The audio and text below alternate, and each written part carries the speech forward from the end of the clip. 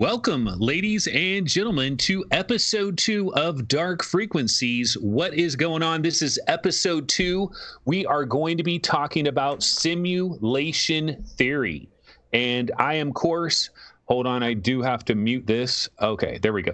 Yeah, so we're going to be talking about simulation theory, everybody. I am joined by Roots, and I'm also joined by Skiba. Roots, of course, is with the Virtual Strangers. Skiba, Between Realities.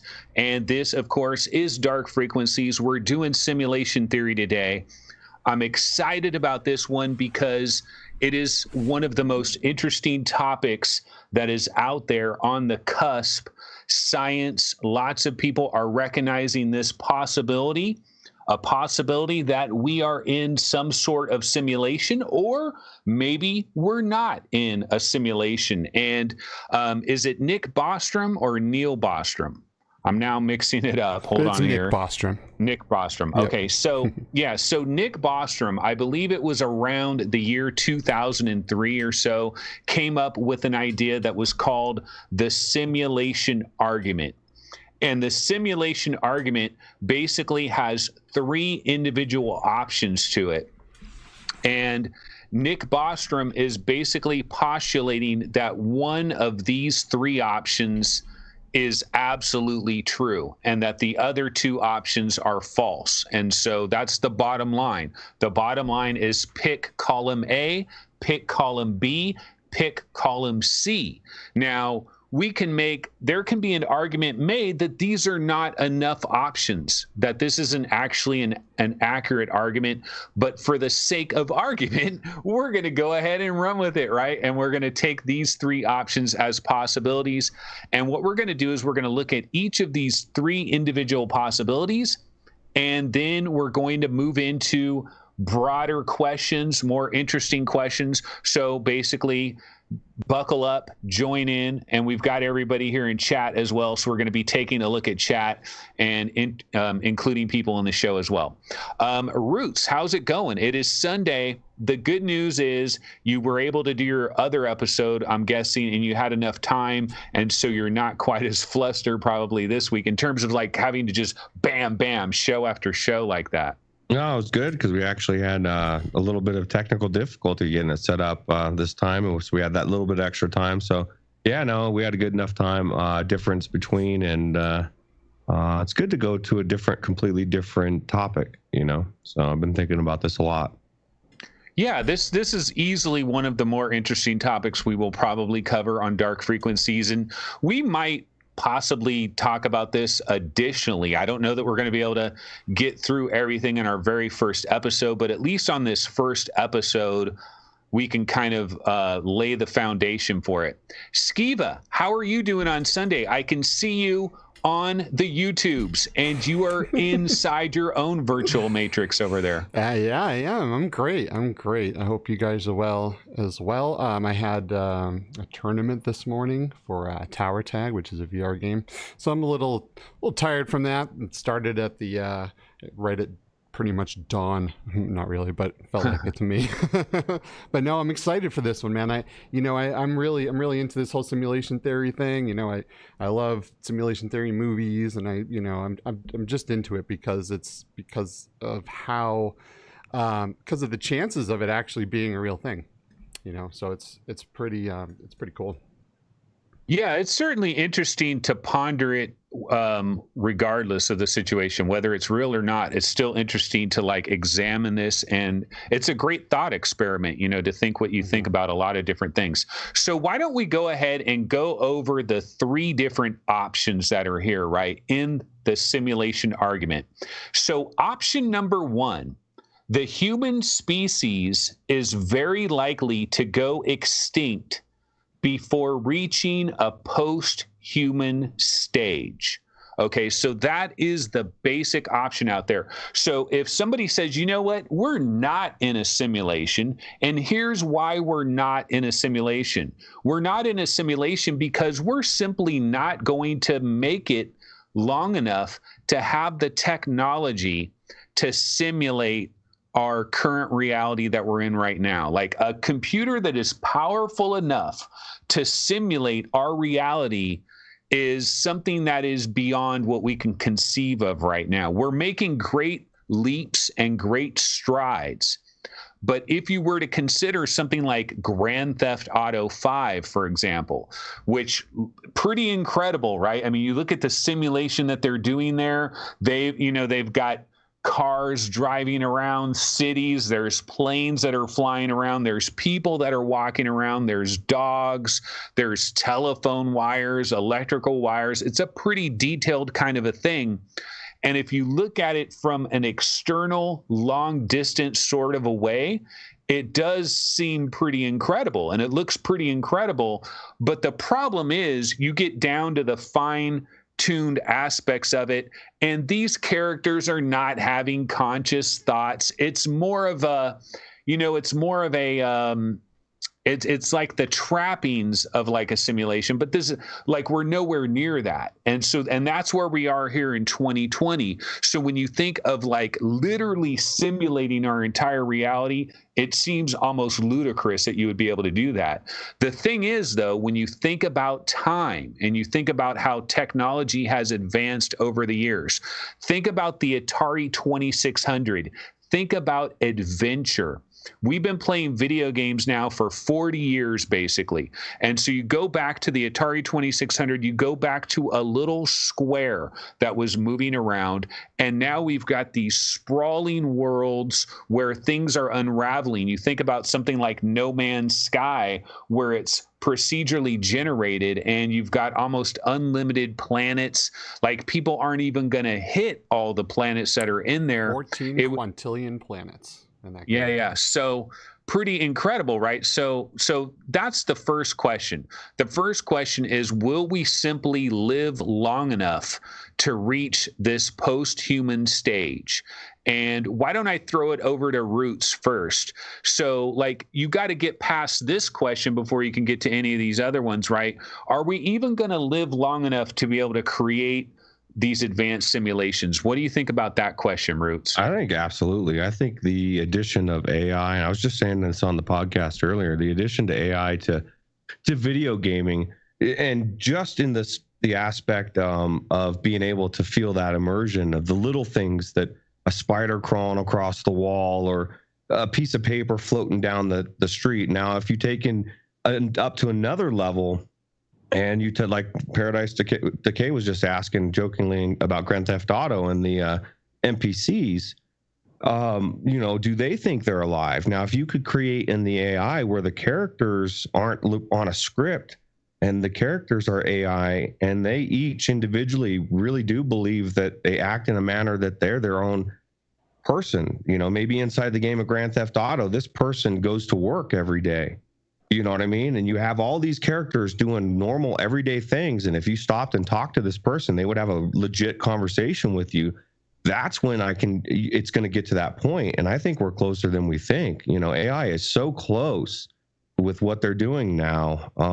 Okay, but wait, Roots, what about North Korea? What about Russia? What about all these nuclear weapons that we have? What about the environment collapsing on us, like the sea level rising, flares from the sun, asteroids? So here's my question, Roots. How many, if technology continues on the pathway that it's on, and we've got quantum computers now, maybe, that's actually a question. Do we really have quantum computers? Some people say, yeah, we kind of do. Some people say, not really. They're not even true, real quantum computers. But we're making these advancements. My question for you, Roots, is how long would it take for us to create a simulation of just one city block, much less everything that's going on in our universe? Let's just be able to simulate a bedroom with one human inside it. How long is that going to take? Is that something that we could achieve in 1,000 years, in 500 years, in 200 years, or maybe in 40 years if we got super intelligence that is just, going off into crazy, who knows what? Well, I think at the rate that technology is, they say it's double. Well, last I heard was every day. I don't know if that's true or not, but it's definitely sped up as far as how fast technology is moving. So I think it would take a decade, maybe two. I mean, I think even with a war, a nuclear war or whatever, I think people are pushing for this. And there seems to be this one world push for everybody to come together. And virtual reality seems to be a big part of it. And so I think it'll be interesting to see. But yeah, I think I think we'll see it. That's my prediction anyway. So you believe we'll survive long enough to get there? Like it's so you don't believe we're going to go extinct, basically. So for question number one, you're like, nah, I don't think we're going to go extinct. Okay, Skiva, what about you? We do have real threats right now with nuclear proliferation, with our environment, with asteroids. There's lots of asteroids that are out there, right? Don't scientists say that like they're only scanning like a certain percentage of the sky, and there's like a certain percentage that is not being actively scanned? How in danger are we as a species to extinction? Do we got another 1,000 years for sure? What about Yellowstone, man? If Yellowstone blows tomorrow, aren't we essentially done? Or do we have some underground cities that maybe we don't know about, but maybe our government has some contingency plans? What are your thoughts on that? Well, it's an interesting question because, there's obviously no way for us to tell if some moron's going to hit the nuke button, or if an asteroid's going to come in from part of the 80% of the sky that we don't actively monitor and take us out. I mean, there's a lot of things, going against the human race as far as survival is concerned, but there's a lot of things going for it too. So, it's a good question. Are we going to survive to that point? I think, if we can get past some of the things going on in the world today and all the hate, then yeah, we could get by it. And if so, then yeah, I absolutely believe we will be creating simulations. There's a lot of different reasons to create simulations. If you could simulate a universe, and who knows, this could take a very long time, right? It all depends on artificial intelligence and how fast that whole thing ramps up. But if you are going to create a simulation, there could be a lot of different reasons. You might want to see, for example, we have this whole virus going on, right? So you might want to see if we do this, does that affect how the virus spreads? If we do this, does that get worse? Does it get better? There's a lot of different reasons why you would do this. Maybe to simulate how to win a war, I think Nick Bostrom's theory was specifically about ancestor simulation, right? One day we'll get to that. Okay, but gotcha. Right now we're just trying to think about that. Option number one is, will we survive long enough? Roots believes 50-50 shot. Yeah. Yeah, you got a 50-50 shot. So here's a problem that I have. Like I believe it's both easier than we think to create a simulation of reality, and also way the F harder than we could ever freaking imagine. Because think about this right now. Here in the year 2020, we're talking about, we're going to simulate everything, man. We're going to be able to take the very moment of the Big Bang and simulate that perfectly, and then everything unravels off of that. And we're going to have a perfect simulation of our past with every single choice that has ever been made by every person ever. It's easy, man. It's not a problem. Here's my problem, though. Can we simulate a freaking fly? Okay, take just a bathroom, a very small room that is just 4 walls. It's white. It's basic as F. And you just got a fly that's flying around, landing. Can we perfectly simulate that right now here in the year 2020? And I say, no, we can't. Yet you're talking about simulating every effing blade of grass, every little microscopic piece of dust, every little carcinogen that's floating in the air. I mean, the amount of complexity that is in this simulation, if we're in one, is effing mind-boggling, the amount of complexity. Now, at the same time, I believe, we're going to get there. We're actually going to get there. But I think, like Roots was saying, maybe in a decade. I don't see that. Now, some people think, no, we're actually going to hit the singularity by 2045 or whatever. Somebody has postulated that. And if we hit the singularity by 2045, that means we're talking about a super intelligence beyond just artificial general intelligence, but an actual super intelligence will exist. And once you have a super intelligence that is existing, then almost all bets are off, because it could create ungodly things that you couldn't even conceive of, that our minds simply can't even grasp it at this point in time. But I still believe it's a little bit harder than we think. But, you know, the question here is like, will we actually reach a point where we can do this? But I want to add one other little extra bonus aspect to this first question. I think Nick Bostrom got this incorrect, because the way it reads is the human species is very likely to go extinct before reaching a post-human stage. And here's what I argue. Nick Bostrom, why are you so focused on humans? Who gives an F about humans? There could be an alien civilization that is within range of humanity, okay? There could be an alien civilization that has the technology to send probes here to planet Earth, and they can watch what we're doing here on Earth. Now, that might seem inconceivable to a lot of people out there, but I believe it's extremely possible, right?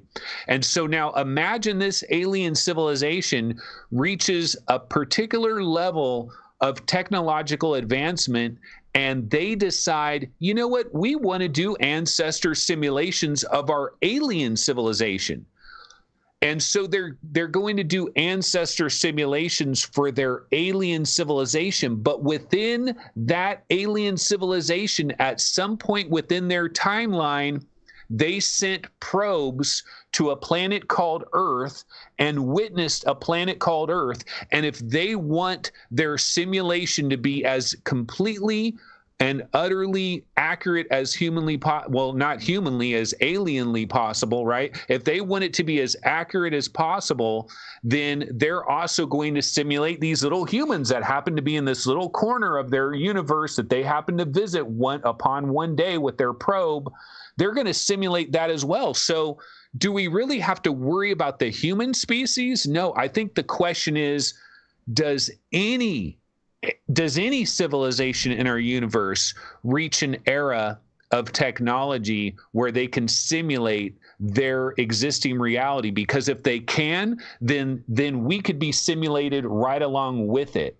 So Skiba, going back to you, if I'm bringing this aspect of it up, do you believe that what I'm saying is like logical here, or is there a problem with something that I'm saying? Sure, it's logical, but here's the thing. This is, all complete speculation. We don't know about any alien life, so we don't know that it could exist and get any of this stuff done, right? We're just hypothesizing here, and just so I feel like it's kind of a rabbit hole question of is there an alien race simulating us? Because we could be the alien race simulating us. There's just a lot of different ways you could go with that. I think the main thing here, though, is, will it happen to humans, right? Will we live to the point where we get technologically advanced enough with our artificial intelligence and our quantum computing and our regular computing to make any of this stuff happen? It's whatever is simulating us, whether it's us or an alien species or whatever the case may be, I guess it doesn't really matter. What matters is will we but as it matters, people get there? What matters, though, is the probability of it, though. Like, if we open it up to all the alien civilizations, like, yeah, you're right. Sure. We don't know that any alien civilization exists. But we don't know about any of this, really. It's all speculative. Like, this is an argument. This isn't even a theory, and a theory isn't even a fact, even if it was a theory. Right. So this is just like a thought argument, basically. And what I'm just saying is, I feel like Nick Bostrom, again, humans have this have this problem where we always put ourselves at the center of everything. We're always at the center. And again, I think even just in this argument, we're again placing us at the center and not thinking that there could be something else that we're a part of their little world, so they simulate us as well. Like, we think we're in a human simulation right now. We might not be, but anyway, let's go on. Actually, before I move on to number 2, Roots, I want to bring it back to you. Is there anything else you want to say about this first part of the equation, which is basically, does anything survive long enough to be able to make a simulation, or are we ready to go to number 2 now? I just want to know how I hack the simulation and give myself more money or some prestige or something, Yeah, like the guy in the Matrix. He's like, this steak tastes so good. Just put me back in a house. I want my steak to taste good. Damn it. But no, I mean, I just think it's weird, because even if it's just a simulation, it's just so random as far as what each one of our lives would be or what we're doing. And I was watching that video you sent, and there was actually, the thought of nothing going on behind your head. And I was telling my son that, and that blew his mind. Because to me, that's like you're the ultimate of, you're not just thinking that the earth is the center, you're thinking you personally are the center of everything. And that blows my mind. That thought. And that's called solipsism. Yeah. Wait, we'll get to that. We'll get to that. Let's stick with these 3 options, and then we'll break it off into like the wide open yonder here. Okay, so that was number 1. It was the extinction question, basically. Okay, now number 2 is that okay, I'll go ahead and read it. Any post-human civilization is extremely unlikely to run a significant number of simulations of their evolutionary history or variations thereof. Basically, what this boils down to is that humans will have the capability to do this, or an alien species will have the capability to do this, but for whatever reason, it could be all kinds of different reasons, they decide not to do it. Now, it's possible that they would decide not to do it based on the the morality of it, basically, like to create these sentient beings that believe that they are, possessing free will and they have consciousness and they're existing. Like, some people will say, dude, if this is a simulation, then what is up with the people that are running the simulation to put us here in a place where we can get stabbed, murdered, burnt alive, blown up? Like, there's a lot of very negative things that can happen to us here. Some people believe that this planet is like all about suffering and pain. And it's like, why would you do this to conscious entities? We're going to reach a point in the not too distant future where we're eventually going to start to think about making our own simulations. And there's going to be a lot of pressure on us to do it, because we could simulate why people develop certain kinds of cancers or something. We can throw these different variables in that finds out how more people live, or more people live longer, or how heart disease does this, or how cancer does that. Just like we run these simulations for like weather patterns to see if, or for example, the situation we're in right now with the virus, they're running simulations to see what's the best way for survival statistics, right? There's going to be pressure for us to do this for the real people that are existing to live better lives. Like, yeah, we're going to create but then it's almost goes to like the idea of cloning. Is it right to clone something? Like, you're creating life, like you're taking responsibility for that. So Skiva, bouncing over to you, what do you think about this possibility? We'll have the technology, but we will choose not to do it, or maybe we choose to do it a little bit, but it won't be a significant number. So there won't be enough simulations to make to then think that we are absolutely in a simulation just mathematically. There won't be that many simulations. Yeah. So I think if we can do it, we're going to, and we're going to do it hard. So I think that I think the possibility for us to not get back to not start simulating prior ancestries, is just it's not even there. You know, we do things because we can. You know, that's just one of the things we do. Okay, but Skiva, let's say like we're advancing technologically, right? And we're like leaps and bounds technologically.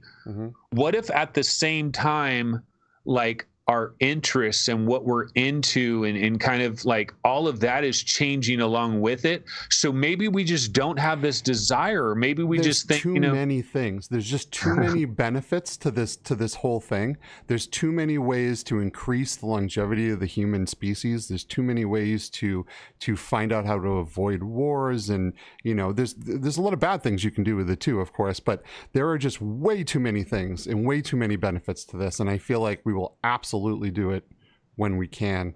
Then okay, but wait, if what you say is true, why aren't we cloning tons of humans all over the place and running all kinds of experiments on clones right now? Well, don't we have like laws and rules against that right now? We do, and we're not good enough at it to clone something and have it live for that long, right? We've cloned sheep and we've cloned different animals, and they've died within a certain amount of time. They don't last long.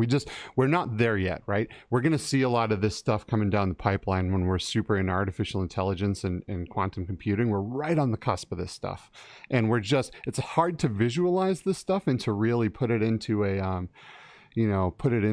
something that we can really believe is happening until we can see this the artificial intelligence and the things that's doing for the world currently. And with quantum computing, being able to simulate both ones and zeros at the same time, and being able to make possibly be able to make decisions like a human consciousness would. It's all very interesting, but we don't know because we're not quite there yet. We're about to get there, right? But we're not there yet. And I don't see any reason why we wouldn't do it, especially, when we talk about morality and stuff, but we're still going over to other places and killing everyone for money is really what it comes down to, starting wars and blowing people away so we can obtain their oil and things like that. So it's like, really, we don't really have, people like to think we have this big moral, thing. Well, maybe we won't do it because, no. Unless the powers that be change, we will definitely be doing this. Okay, but we're saying like anything goes. But if you go back to the Nazis, or like, and I know there was a Japanese scientist that did some crazy stuff too. Like there were stories of like piles of like eyeballs and feet and like just doing like basically just treating humans like straight up experimental rats. And we were like, no, that is absolutely against all moral code. We can't do that. This is awful. These are atrocities. But you're saying, no, it's no big deal. I don't know. I'm just saying if we're willing to go out and fight for profit and put our lives in danger for profit, I can't see any government of the world going, oh, you know what? These programs can feel we shouldn't do this. It's just ethically wrong. I mean, that doesn't make any sense with how governments typically work. Now, for people to just be experimenting on legit living beings, and piles of people, that's obviously wrong. People don't want to see that. But when it comes down to the people who have the money to do this stuff, I feel like, there's just too many positives to being able to run a simulation. With this, who knows? We don't know how this virus is going to turn out, right? It might mutate and kill us all. Who knows, right? But like, we might be able to find that out if we were able to simulate things accurately. So, I mean, I'd be all for it.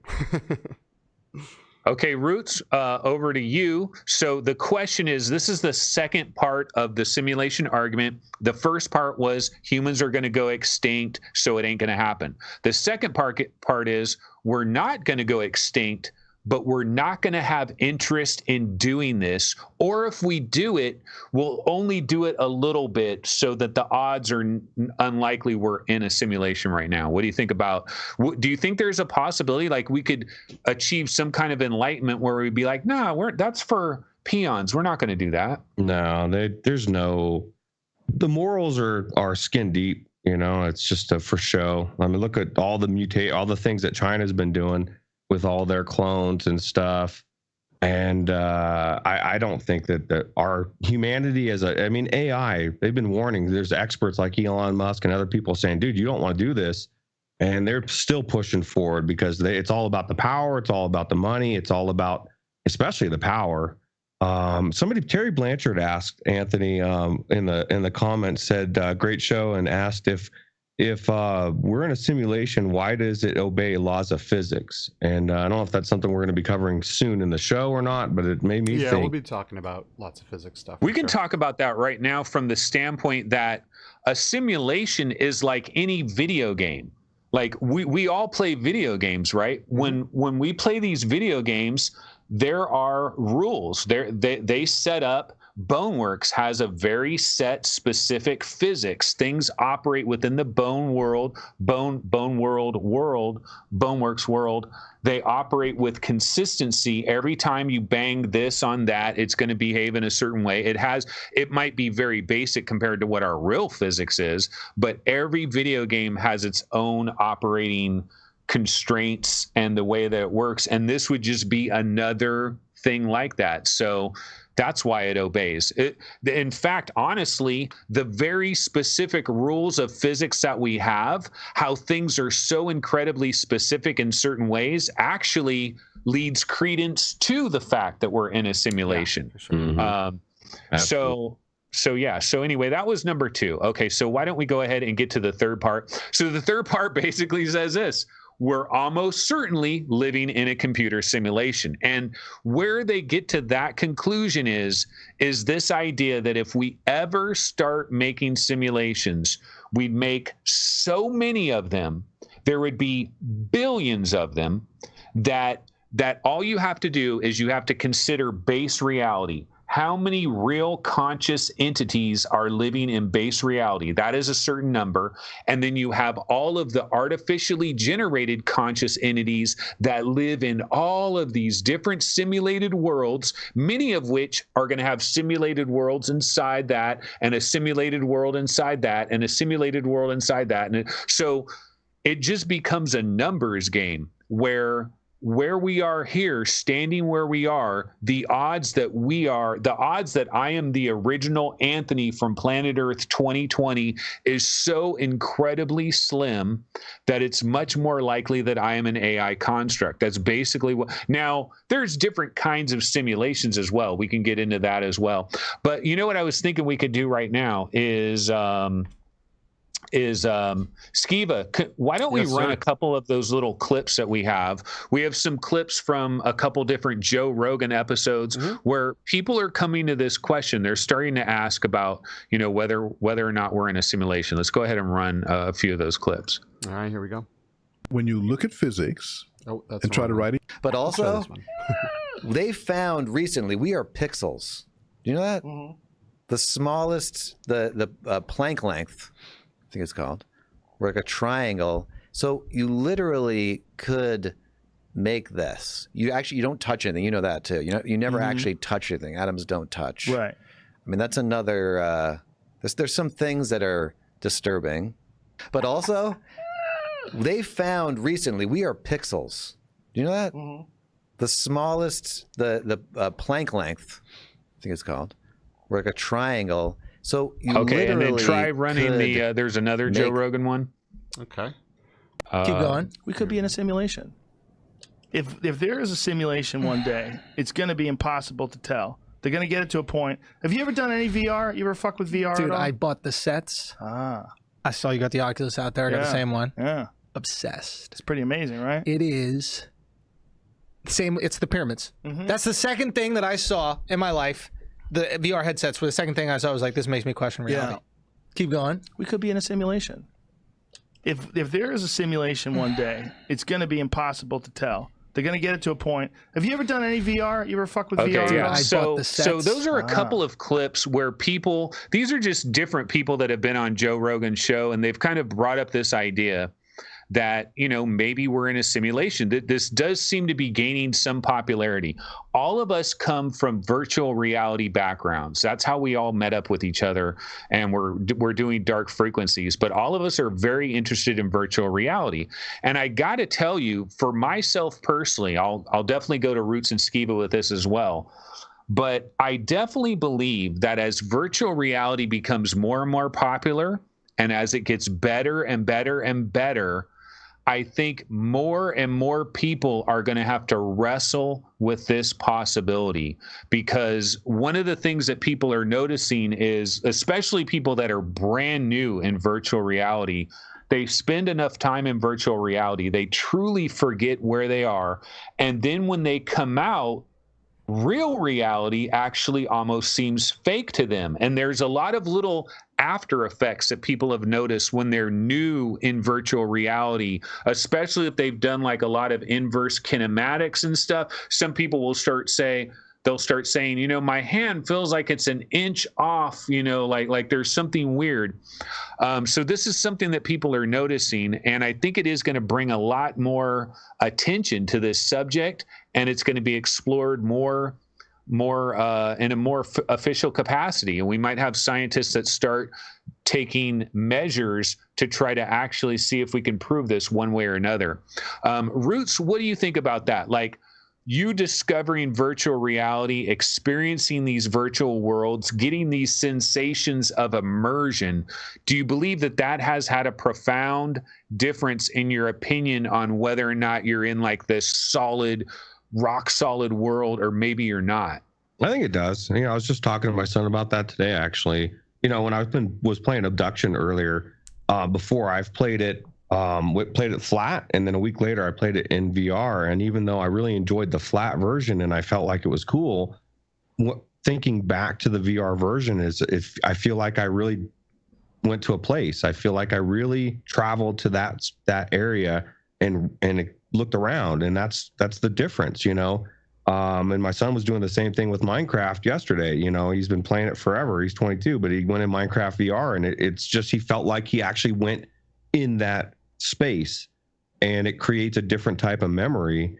And when you're looking around and you're seeing that, I absolutely, I have those moments where you forget you're in VR, and we're not even as far as advanced as you're saying. When you get to that point where you can't tell the difference, it's going to be night and day difference, because I do come out and sometimes feel like things look a little weird. Although I always roll my eyes. Some of the responses are like, oh my God, is this normal? And I always thought it was overblown, but I guess from what you're saying, it's more common than I thought, huh?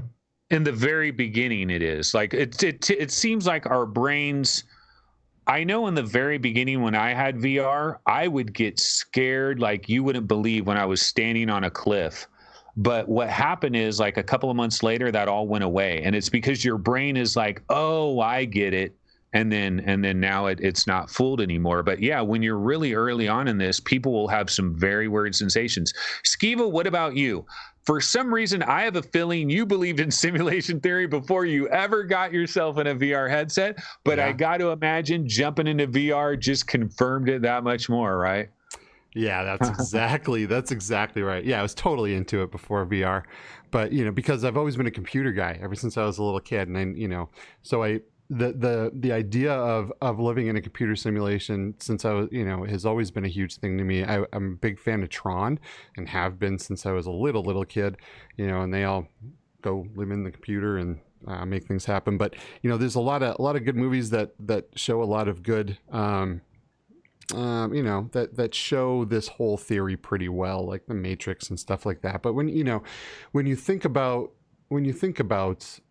things from a technology standpoint, we started with Pong, right? And I'm going to play a clip in a little bit, with Elon Musk talking, and he talks about this. We started with Pong.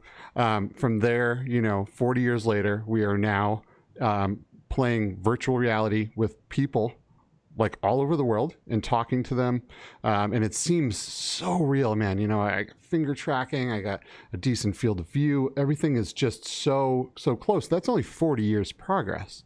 What happens in another 40 years? We're not going to be wearing the same headsets. What's going to be going on then? Are we going to advance that much in another 40 years? Or what if it slows down? Will we advance that much in 100 years?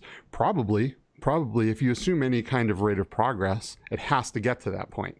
Right. So like Nick Bostrom says, if we're going to survive for any given period of time, we will definitely be eventually in a place where we can hop into a game and have no idea that it's not real, besides the fact that maybe, you know, we remember that we had put this headset on or whatever the case may be. Especially brain interfacing. When brain interfacing comes along and artificial intelligence and you mesh the two together, things are going to get weird. Know what I'm saying? Yeah. Gaming science teacher in chat says, she's saying, no, VR has nothing to do with it for me. It only took watching The Matrix. If we have brain interface tech, we won't be doing these crappy approximations with screens and headphones. And Roots, what about that? The Matrix. Was it 1999 that The Matrix came out? Because I got to tell you, when you first saw The Matrix, for the entire world, it was kind of, it was a light bulb moment for a lot of people. A lot of people never, ever considered this possibility. And these brothers that made this movie did a fantastic job of unveiling it in such a perfect way to give you, to like slowly bring you into this idea. Like the first movie is absolutely incredible. The other movies, not so much, but the first one, pretty freaking incredible, and does a great job of introducing everybody that has ever seen it to this concept. Roots, do you remember the first time you saw The Matrix and coming out of the theater, were you thinking, damn, that shit might be real? Yeah, it blew me away. And you came out looking around and looking at things differently. And you know what I thought about was, you know, what would be cool is if they did a prequel movie. I'd like to see the movie of it starting to happen. I'd like to see a movie where humanity decided it was a good idea to jack something into your brain and let a computer control it. Because like I was just saying to gaming science teacher in chat, the level of trust it would take to let somebody directly interface with my brain with hacking and all the little stuff. Because how did they get to the point where they're in those pods? You know, at some point they had to have been put in there. You know what I mean? Humanity as a whole. Well, according to the movie, the idea is actually like AI is doing it on purpose just to use us as little batteries, you know? So it's like there, which is really silly if you really think about it. Nah. No, like there's much more efficient energy sources in the human body for electricity. Sure. Yeah, but my point is like the humans had to have created the AI and got to the point where it was starting to happen. That I think would make a great movie. The takeover of the AI, yeah, that would be them good. Into the. I saw it. It's called No, I'm just yeah, T2. Yeah, you know, I think with that, right? It's like there's this little. I don't even know what you call it. Pretend you have a frog and you put it in a pot of water, right? And you crank the heat up all the way. The frog's going to be like, whoa, huge difference. I'm going to die in here. Let's get out of here, and hops out, right? But you put the heat on very low and the water slowly gets warmer and warmer and warmer. The frog doesn't even realize it and dies, right? So you take that and you look at how slowly this is going to evolve for the people that, you know, for the people that are going to be hopping into this stuff. It's not going to be like we're here doing what we're doing right now and all of a sudden, you know, this tech comes out, we put it in our brain and we're in the Matrix, right? It's going to be like this progress that's going to take years and years to get to the point of the Matrix, right? So my point here is that as you do things in baby steps, each step doesn't seem so significant, but when you look from where you started to where you ended, it's a huge significant step. So I feel like the human race in general ends up doing things that maybe they wouldn't because of the little small baby steps to get to that point. Does that make sense? Yeah, no, it makes perfect sense. I mean, you think about cell phones and like a lot of people think, oh, boom, we just got smartphones out. They don't remember all the freaking years of all the Palm Pilots and all the other crap that we had way back in the day. Like, dude, it was a slow evolution. You just look at it now and it seems like it was overnight, but no, it took 30 something years or whatever. But one thing I did want to mention about The Matrix. So The Matrix is an interesting movie from the simulation theory standpoint, and here's why. There's different ideas about the simulation that we could be in, and the Matrix as one idea is basically that we're avatars for biological entities that are in the other layer of reality, right? And so that me here right now, there's a biological entity somewhere that is plugged in, and it's plugged into this simulation, and then I'm the digital avatar for that. So that would be the idea of what the Matrix is using. But like Nick Bostrom in his actual simulation argument, he does not believe that that is happening. He believes that everything inside the simulation there is no biological entity that's jacked in anywhere. So you kind of have these two different ideas. But you brought up Elon Musk earlier, Skiva, and Elon Musk was talking about the advancement of video games. And Elon Musk, one of his views about this is he kind of believes that we're not necessarily in an ancestor simulation, that this could just be a video game. That one of the things Elon Musk talks about is he wants to know what's going on outside of the simulation. And he believes that usually when we create things for entertainment, we distill it to the most exciting aspects of it. Like he talks about movies. Movies are 2 hours, but it's not 2 hours in real time. That they're compressing all the exciting things, the explosions, the car chases, when they're running away from the helicopters that's shooting them or whatever. It's all compressed, right? The sex, the romance. They don't show them just going to work and working an 8-hour day. Like that's not part of the movie because it's not exciting, right? Same thing with video games. Look at all of our video games, explosions, swimming pools, it's all the exciting stuff. We don't have like mundane shit going on in our video games. So Elon Musk was saying that his belief of what the real reality is, it's even boringer than this, because this is the exciting shit that they go to party. So real reality is boring as F, confirmed. But no, that's just one thought experiment there. Skiva, what do you want to say about any of this? So, the question of, is there a biological me out there, controlling what's happening in here is probably, or are we AI, is probably the question that breaks my brain the most, right? I believe we're probably in a simulation, but I don't know. I don't really have an opinion either way on whether I am connected out there, or if I am just artificial intelligence. Right? Don't you think it's much more mathematically, not mathematically, but like from a probability standpoint, I think it's a million times more likely that there isn't a biological entity that you're that's like a lot of, that's extravagant, to think that you're really there somewhere and you're really plugged into something. Now, here's what I do believe, though. If this is a video game, and this very well, we could be basically inside the equivalent of a video game.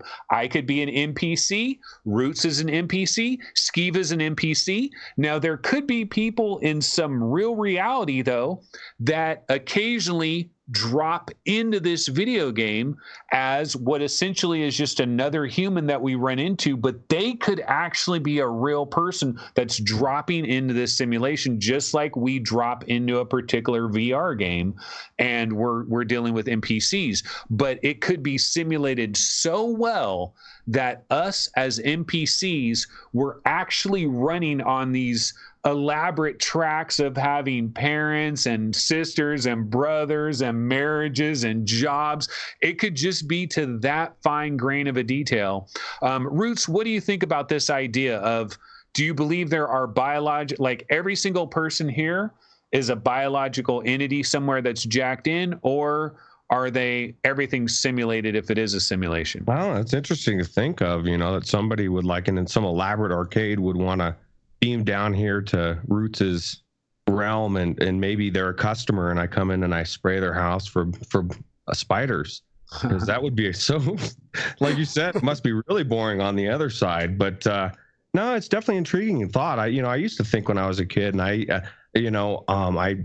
just theorized, and I never really thought this was true, but like, what if we were in an arcade and your whole life was, you were putting quarters in, and when your life is up, you ran out of money and you don't even know it as the avatar. You kind of went in and you're living this life, and as you're in here, kind of like what's that Rick and Morty? Yeah, Troy or like Roy. You live a whole lifetime, and then you come out, and you're like, it's only been 30 minutes.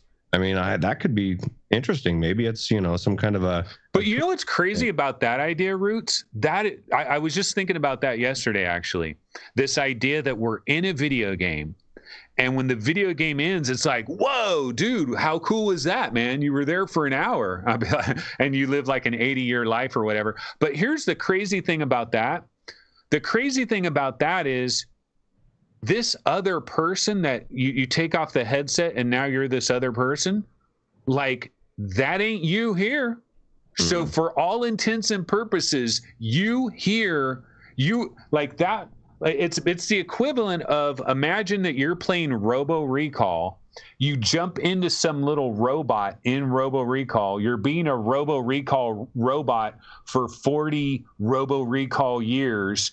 You come out of that game. Now we're the Robo Recall robot, right? And we're like, wait a minute. Don't we have an existence out there? No, you just came out of that avatar, gonzo, non-existent. So like, in some ways that might make you feel good. Oh, this could just be a video game and I've got this whole other entire life that's after this. But the truth is you have no awareness of it. And that person is a different thing than you. That person might be an absolute asshole, or might be a much better person, or might be a girl, or might be an alien. Skiva, what do you think about all this craziness? So, the 13th Floor, which is a movie, kind of dipped into that, right? Where there was other people on the other side of the simulation, and they were different. They were different personality-wise. And in this movie, when they die, they actually end up, if they die in the simulation, their consciousness overwrites the host person, right? Which is a great movie. If you guys haven't seen it, I definitely suggest it. But I mean, there's just no way of knowing. It could be either way. If we're just an avatar for a biological thing on the other side, or if we're not. I mean, we very well could be artificial intelligence as well. The whole, running a simulation, is different than running a game in a way. Game is for entertainment, simulation is to see what happens. So there's so many different angles to this whole thing that it's impossible to ever know, and we probably won't ever find out. But I'll tell you this: I don't want to spend my life trying to get out of the simulation, because you get to the next level and that's probably a simulation as well. What I'd like to do is to figure it out and hack it. That'd be fantastic. Like Rich was it's saying. an interesting. Just because you brought that subject up, right? Simulation layered upon simulation, layered upon simulation, right? Okay, in this universe, we know that, science believes that there will be a heat death of this that is inescapable. This universe will end in a heat death, okay? But what's interesting about that is the heat death only matters in the base reality. So really, like, we're in whatever simulation we're in. We could be in the 1,000,097th simulation on planet Centauri, Like who knows how. Can you explain this heat death a little bit more? Okay, so heat death is where everything ends up in the same temperature or whatever. Basically, the idea is that this universe basically, and all the multiverses and everything that there is, will end according to this idea. It'll end in a heat death where basically everything becomes the same temperature everywhere. There's no hot, there's no cold. I mean, I'm not really into that, but if you can get into that, if you want to get into it. But what I'm saying is, scientists agree that this is an inevitable scenario, right? But it's super way off in the distance. You don't need to worry about it for a long time. But that no one is ever going to live absolutely forever, because there will be a heat death of the internet, of the universe. But what I'm saying is, it depends what year we're in base reality, because the computer that is running this simulation is probably in a simulated reality, which is in another simulated reality, which is in a million more that is then in the base reality. And in the base reality, when it has a heat death, guess what? All the We're other all ones, done. Yeah, We're all ones done. go too. You ever Man. think about that? Like, you ever think about the computer? Like, where is it housed? Is it going to flood? You know, I don't know. That's another one of those things, right? It's hard to think about because you'll just never know, right? I mean, if that happened and all of our realities turned off tomorrow, we'd never know anyway. We would just be gone. So it's an interesting concept, right? What if the sun burns out, something happens, right? We all freeze to death. I don't know. Who knows, man? It's some pretty crazy stuff, and it's definitely a rabbit hole that we could spiral down for a really long time. Yeah. Okay. So another topic I thought we could bring up really quick here is like, okay, let's go into this subject. Let's say that it's scientifically proven we are in a simulation. Mm-hmm. It's in textbooks. It's a known thing. We come up with an experiment that effing proves it 100%. Maybe we can't manipulate this simulation in any way, but we know that we're in one. That's all we know. We're in a simulation. Roots, how does this affect humanity? Does it affect humanity in some major kind of cataclysmic kind of a way? Or does everybody just go to work tomorrow? No, it would affect in a major way on a lot of levels. One, people, if they knew that this wasn't real, the ramifications of not being real or that person isn't real, a lot of our morals stop us from doing something because that person's real. But if you've now thought nobody's real, you're not real, you could do anything, right? At least in some people's mind. And then, it said, there was another point I had that just went out of my head. But yeah, no, it would definitely affect it on a lot of, the people running the simulation. Why would they want to run it anymore? Like if you had a simulation that was supposed to be doing X and they were unaware it was going on, but once everybody in there knows it's going on, it's going to affect the results. So maybe they just pull the plug altogether and unless that's the whole point of the simulation. The simulation is designed to run through the time period where we discover we're in a simulation. Because what are the odds that you would be living in this time right now on the edge of artificial intelligence, the edge of what is the effing odds, dude? When you think of all the people that have ever existed in this reality, right? All the billions of people or whatever. I don't know how many million of people have been alive since the dawn of time. I think it's like 900 million. I think somebody did some kind of thing on that, and it's somewhere around like 900 million people, or no, wait, 900 billion people, I think, or something like that. If they ran the math on it, right? What are the odds that you would be living in this exact time where we're on the cusp of quantum computing? We're on the artificial intelligence. Like, it's kind of crazy, right? Yeah. Skiva, what about you? It's a simulation. What do you do? So the odds, the odds of us being in a simulation, obviously, are the numbers are way more in favor of us being in a simulation than this being in base reality, right? But so. But do you believe that science really believes that? Like your average everyday scientist? I don't know. I still think they think this is a bunch of bullshit. Pretty seriously, man. They're looking at it now pretty seriously. There's a lot of things that have been found in string theory, particularly, that have been freaking some people out, freaking some scientists out. And talking about string theory again, I just want to let people know none of us have PhDs in any of this. We're just average people, We've done some reading up on this stuff, but speak for yourself, Skiva. I graduated with honors, MIT, baby. Nice. But so if you look at an atom, right, it's 99.9999% blank space, just empty space. That means we are also 99.999% blank. We're empty, right? This is it's an illusion as far as science, what science is telling us. Right, so there's a lot of things that point to this not being base reality. I don't know if we're going to get into it later, but James Gates, Yeah, play that clip. There's a clip with James Gates and Lex Fridman. Yeah, go ahead and run that. I'm going to go ahead and run that. Let's see. When you look at physics and try to write equations where information gets transmitted reliably. If you're in one of these supersymmetrical systems with this extra symmetry, that doesn't happen unless there's an error correcting code present. So it's as if the universe says you don't retransmit information unless there's something about an error correcting code. This to me is the craziest thing that I've ever personally encountered in my research. And it's actually got me to wondering how this could come about, because the only place in nature that we know about error correcting codes is genetics.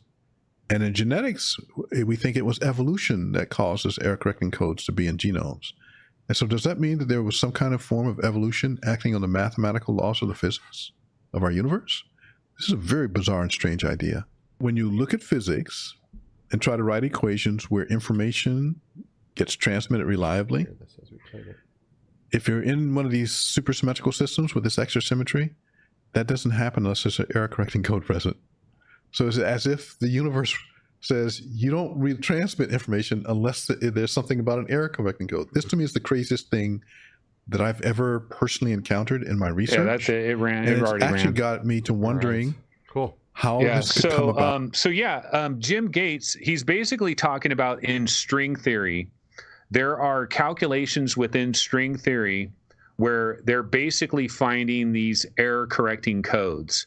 And what it is it's like ones and zeros, but it's like extra ones and zeros are added in a very specific kind of order in case the original information is lost. You can re-get that information with these extra ones and zeros that are added. And they're finding that within mathematical equations that are in string theory.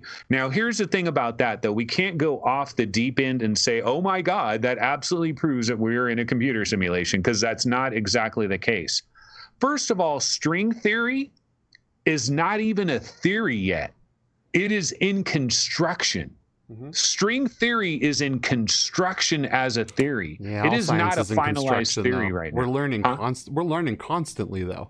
You know what I mean? I'm just saying, like if you talk to Jim Gates right now, he'll tell you string theory isn't even a final, like a theory, you like have it done. Like string theory isn't done. They're working on it. So, but yeah, I mean, like there's not like, everybody doesn't agree about string theory. Right. It's one possibility, and mathematically it does seem to hold some weight. And it is incredibly interesting that there would be these error correct. Like it's already interesting that we've got error correcting codes in DNA. Of course, what he was saying in that clip is that they believe that is from evolution, and he's saying, wait a minute, has our physics evolved off of evolution? You know, so it's kind of a bizarre thing. But yeah. So let's see, we're talking about simulation if it was proven. So Roots, what about you? So you personally, it's announced on the news, everybody's gathering around their TVs. President-elect twice Donald Trump comes up on stage. They announce the simulation is real. Here's Kanye West, our new president. The simulation is real. Welcome, Mr. President West. Mr. West, Mr. West. Oh, my God. All right, Roots, this one's on you. So what do? Roots? Do you jump off the nearest bridge? Do you go kidnap every woman you're attracted to and lock them in a cage? Because you know what? Might as well, brah. Doesn't matter. No, I still believe in God in any simulation that I'm told. You know, I don't trust the government enough to do anything. You know, if they came out and said whatever, you know, the world's ending, I think I would still try to be the best person I could be. But it'd be interesting. You know, I'd like to see that. I'd like to actually have the ability to go into a simulation. That would be cool if somehow you could I mean, that's where some people think the end goal is, that's what the elites think that they're going to do. They're going to translate themselves into digital form and upload themselves into the cloud, which I think Elon Musk has even talked about as well, into like an AI thing. And there's some people that think you're going to be committing suicide and that the AI will mimic you very well and your loved ones. But yeah, that's crazy. Yeah, it's kind of like the show Upload, right, on Amazon. Yeah. Where they, they upload right before they're going to die. They have, a little bit of time to get put into the simulation before their consciousness leaves their body. But in all actuality, nothing should change if we find out this is a simulation, because we can't get out. And what we do to people, we're still doing to people. You still got to be the best person you can. You still got to do everything that you don't have to. There ain't no gun held to your head. Look, Steve, here's the thing. Let's say we all know we're in a simulation. It's in the textbooks. It's just a known thing. We're in a effing simulation. Okay, and then somebody comes to you and says, "Let's save the whales. Let's save the seals from Greenland, blah, blah, blah, blah." Don't you think to yourself, I'm going to save something inside a simulation? Yeah, because we're stuck in here. Minecraft, homie. We're stuck here until we're dead, right? So if the world goes down, our simulation ends. You still got to keep moving forward. You still got to push technology forward. You still got to save the animals. But you can't some just people let might everything say, die "Who cares? because it's a program." Who cares?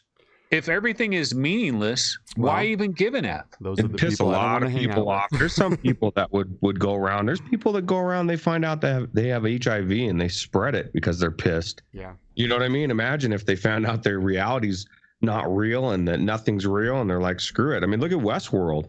Look at the things they did to those robots knowing they're not real. If you imagine that, if you had that knowledge or you knew that they were, I think it would create a lot of bad people or bad things happening. And then like gaming science teachers. But the bad people, wait a minute, the bad people, if we're in a simulation, is there really a good or a bad? Like, is that even a real thing? If everything is fake, like if everything is basically artificial, is there really morality? I mean, we can continue to operate with morality. It might be in our best interest to continue operating with this idea of morality and an idea of good and evil, but wouldn't that be like a made up concept if everything is fake? I don't think so, man. I think everything still stays the same. You don't know what's on the other side of the simulation. You don't know why they're trying to do this, right? Maybe they're trying is to Charles save Manson in jail still? Don't they need to release him if this is a simulation? No, man, it doesn't matter. It just doesn't matter because you don't know what's happening on the other side. They could be running the simulation to save your mom from cancer, who knows, right? And then you go and you screw everything up and she dies on the other side because you wouldn't play the game, right? So I think it doesn't matter. You just need to go on and you need to do the best job you can with anything in life, whether it's fake or real. I go into a video game and I don't just let myself die because it's not real. I try really hard, you know what I mean? I try to help my teammates out. I'm not just like, guys, this doesn't matter. It's not real. You know what I mean? There's always a reason why you'd still want to be. I understand that. I get it. But also, don't you think like saving the environment, like you still might want to do that, but don't you think it would be diminished considerably? Like it's a different thing, like saving the children of Africa or saving these starving people, I mean, you still want to save them, but at the same time everything is fake, man. It's hard to get around the fact. But you don't know that. Like, you don't know if you're AI, you don't know if you're attached biologically, simulation, right? If sure, but you still wouldn't know if we're in a simulation, it was proven, if there's a biological entity on the other side, or if we're artificial intelligence. If we die here, do we die on the other side? Like, there's a bunch of things that you just don't want to mess with because we don't have the answers, and I don't think there's any way to get those answers. If you have emotions and pain, then so do other people. Like, even if they're real or not. Like, if somebody took you into a room and strapped you down and tortured you to death, that would be a bad thing to happen. You know what I mean? It would be horrible. For the seconds of time that you experienced it, but then the second you no longer exist, like sometimes I think about this, right? Like, so like, the hardcore atheist believes that, when you die, you are worm food. Like it's like a computer. You shut down a computer, it's just gone. Nothing. There's just nothingness, right? So if they're truly like, this is what always boggles my mind about atheism, because if like you truly, truly, truly believe in atheism and you truly believe that is your reality, like, in my opinion, why aren't you running around like Negan and just doing whatever the F you want? Because if you truly believe that when you're dead, there is absolutely nothing, then basically nothing matters. Yeah, So well, here's here's my argument against that, right? We all know, we've all been to school, we've all learned that energy cannot be created or destroyed, right? We're energy. Stick a voltage meter on your head. We have a voltage, right? You cannot. So if energy cannot be created or destroyed, what happens to your energy when you die? It goes somewhere else. I don't know what happens to it, right? But it's not being destroyed. So a part of you is going to live on. That's my theory, man. I don't know. I haven't died yet. Well, if you're bits in a computer, then those bits are, it's just like any other bits in a computer. They're deleted and then they get written over. So I mean, I don't know, man. I still feel I'm throwing what I'm doing right now, folks. I don't want you to think that if I found out it's a simulation tomorrow, all of a sudden I'm Negan, all right? And I'm building a giant facility that is going to have locked cages, and I'm going to lock people up, and I'm going to do whatever the F I want. I'm not necessarily going to do that. Maybe not. Not saying he's not either. Hypothetically. But don't you think there would be a percentage of the planet that'd be like, F it, man? And there would be a percentage of the planet that would jump off a cliff as well. Like, what Jimmy's science teacher was saying, that there'd be a cult of people that would kill themselves. Mm-hmm. Because what's the point of being here? And not only that, but it's not real. I want to see what's on the other side, because this life sucks. And it, people do a lot of dumb shit. People do a lot of dumb shit, and I don't think it has anything to do with whether we're in a simulation or not. Like, I think people are always going to find a reason to go and drink the Kool-Aid. Mass suicides are going to happen. Mass murders are going to happen. Is it going to change? At first, I think the shock value would make it so those of us that are unstable to begin with might snap, but eventually the curve would even out, I think, and people would get their shit together. What do you think of the possibility that, like, the government could know this right now, but they're not? They're like, do you think if the government or the military discovered this, would it be kept secret? Absolutely. Everything's kept secret. Anything everything that they know that could cause any kind of mass panic would be kept secret, right? Because of the things that you're saying. There's some people out there that would go do bad things if that information were to get out, right? But then there's other people that would still go forward, do good things, and then maybe try to figure out how to manipulate the simulation to their advantage. And I think that's where all the money and time would go, and how to hack things, how to insert things, how to get, how to we're doing it already. We're inserting things into the human genome all the time. We're flicking on and off switches with the use of drugs. There's... Yeah, you're talking about, okay, wait, let's go into this hack the matrix idea, right? Okay, so we're in a simulation. Let's take advantage of it, bro. But here's my question about that. Those robots in Robo Recall that we were talking about, what the hell can they do to the effing code that is running? Like, I don't see how... They're not conscious. But even if they were, like, I don't see how us from inside a simulation can affect the outer simulation or what it's doing. The only thing that we can do is if we're in a simulation, we can prove it. And if we can figure out every parameter of how the simulation operates, we can try to use that to our advantage. But actually hacking the simulation itself and causing it to run something that it wasn't designed to run, I personally believe is not possible. The only thing that we can do is we can find out what are limitations within the simulation, what are some possible loopholes that we could take advantage of. And that's exactly what physics is. Like, that is what physics is. Physics is trying to understand the rules of the game that we're playing. How about this? What about, so then you're saying viruses and malware in computers can't exist, right? Because they're changing the code and they're changing their operating system. But aren't they injected from outside? They're injected from outside. Yeah. They're not injected from inside. This is true. Yeah, they're stuck there like Agent Smith. Sure. So, but I do think you might be able to find ways once that knowledge would be widespread, then there would be, if we've already found the error correcting code, if we've already found some of these things, I do truly feel like eventually we'd be able to figure out how to manipulate it.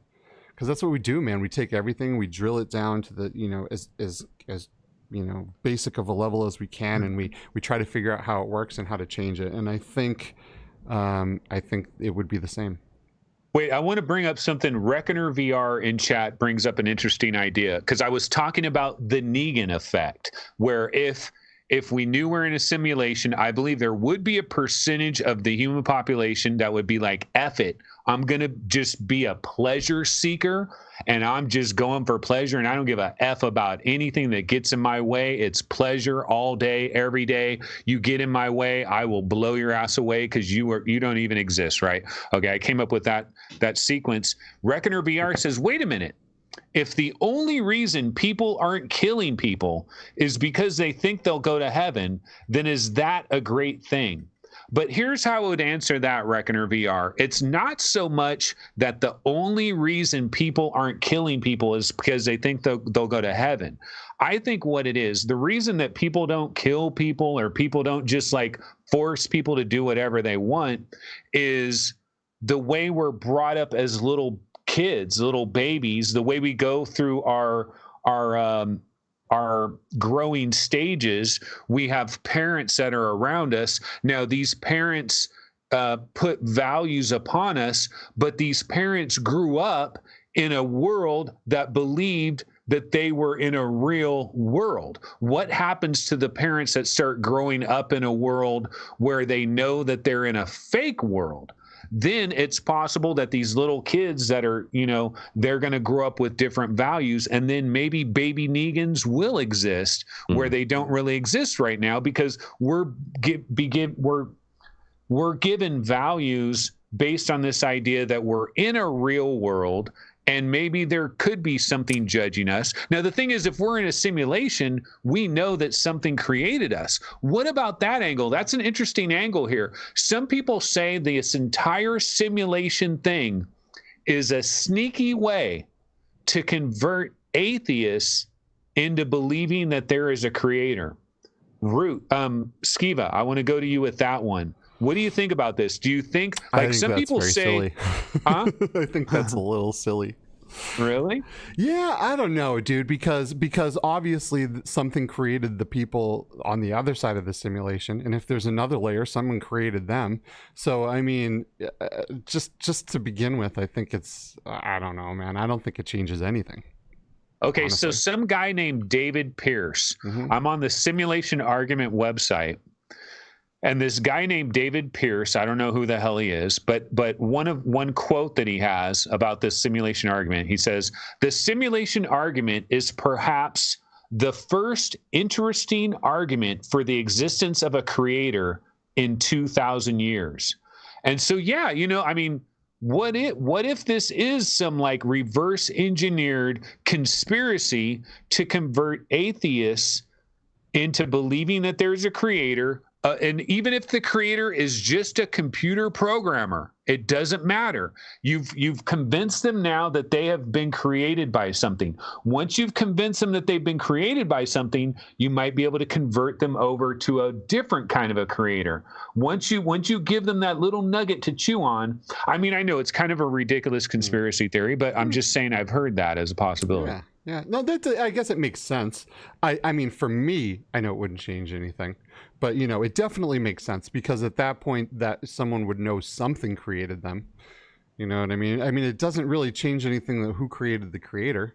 Someone could still be like, well, that creator, once that creator's dead, it's dead. You know what I mean? It's the argument still carries down the line. So I don't know. I guess I see how it could be like a gateway drug, if you will, into creation, but I still don't think simulation theory changes anything if it ends up being true. Any thoughts on that, Roots? No, my experience is most atheists don't not believe in God. They actually end up hating God, which is kind of ironic. Yeah. Kind of like the God's not dead. How do you believe in something that doesn't exist type of thing? But no, That's definitely a good question. So, all right, let's see. Maybe, yeah. So, what about this Elon Musk clip? I kind of want to play that, and then go ahead. Possibly get into a double slit experiment after that. Maybe. Let me put on this Elon clip, guys. This is going to be about a minute long. 40 years ago, we had Pong, like 2 rectangles and a dot. That was what games were. Now, 40 years later, we have photorealistic 3D simulations with millions of people playing simultaneously, and it's getting better every year. And soon we'll have virtual reality, augmented reality. If you assume any rate of improvement at all, then the games will become indistinguishable from reality, just indistinguishable. Even if that rate of advancement drops by 1,000 from what it is right now, then you just say, okay, well, let's imagine it's 10,000 years in the future, which is nothing in the evolutionary scale.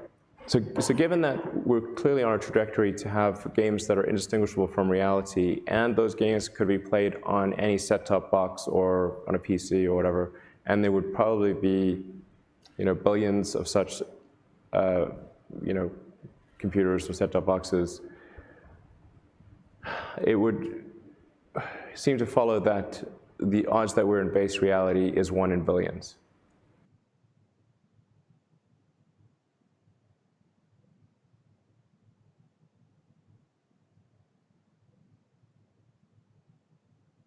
Yeah, and you know what, Skiva, why don't you go ahead and run this video? It's NVIDIA, the technology that NVIDIA has, the AI technology for creating cityscapes. Because a lot of people think, we've got, we got the days of Atari and we've come a long way. We've got Red Dead Redemption 2, we've got Grand Theft Auto 5, and these things are advanced, but I already went into it. Look, we can't even simulate a room with a freaking fruit fly, much less people walking all around and everything. But consider this, we're in the year 2020, and AI at NVIDIA is using some machine learning where what it does is it takes real footage of city scenes, and it learns about the real footage. It learns about the people walking around. It learns about buses turning and the cars and the trees. It learns. And what happens is, and then it can recreate this on the fly. And so eventually we're going to see, here's a point where it's extracting a high level of semantics from those sequences. It's coloring them different. It's having Unreal Engine 4 different objects were given different colors, and then it creates an AI version of this. And so we might be looking at a situation where 10 years from now, Grand Theft Auto is not created by hand. Grand Theft Auto is created by AI, and we're going to be in these hyper-realistic sequences that look incredible. I mean, we're looking at this. This is 2020, so imagine how it's going to increase exponentially. And then, of course, we do get into the subject of artificial intelligence, general artificial intelligence, and super intelligence. And at that point, see, the problem is once you actually have legitimate artificial intelligence, it can work 24 hours a day, nonstop. And it can do what like a team of 40 people would take like many years to do in a single day. It's hard for our human brains to even comprehend this. But in this little scene right here, what it's showing is it's showing them just taking some trees and filling it in. And the AI is actually doing that work. And it's filling in the trees based on how it sees all the other trees behave in all the videos that it's ever studied. And I really do believe like we are on the cusp of some pretty incredible things here. But at the same time, it's also even further away than we ever thought. So it's like a combo. Well, how do we know, though? Because like you said, the AI, it feeds on itself. And as it exponentially gets faster, that's my thing. That's why I was saying in 10 years, we could be in a place that we have no idea because things are moving so fast. And once you give it control to the AI, and that's where, like I was saying earlier, that's where the real immersion of this false reality would be. Because if the AI is creating and tracking and looking at all these things, and they're adding little elements that we're going to forget. A programmer's not going to have a piece of trash blowing down the street or whatever it is.